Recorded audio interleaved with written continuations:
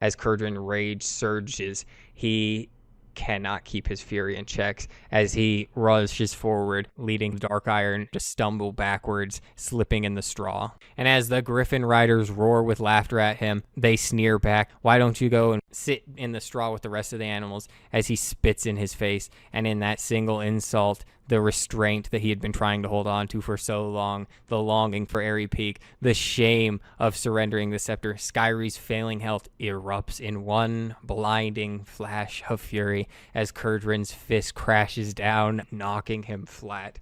And the Roost explodes into chaos, wild hammers surging forwards, Dark Irons hurling their kegs like missiles, griffins shrieking and flapping wildly as the containers smash across the straw, bursting into splinters. The dwarves collide in a frenzy of fists and grapples, bodies shoving and struggling, and eventually their brawl spills into a nearby brazier, sending the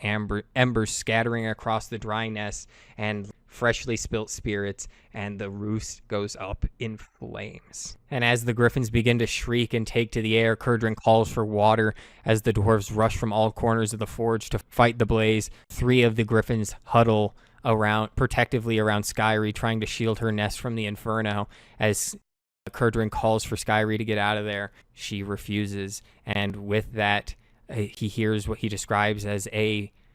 cry that pierces his heart, the same battle cry that once sent her enemies fleeing in Outland, now echoing through the smoke and flame of Ironforge. As 2 of the griffins clutch at her wings, furiously trying to lift her skyward and jerk her free of the Roost, she refuses and chooses to stay her ground as the smoke grows so thick that Kurdran can barely see her through the inferno, only a silhouette of his companion refusing to leave through the flames. And though the dwarfs rush to douse the flames and gnomish mages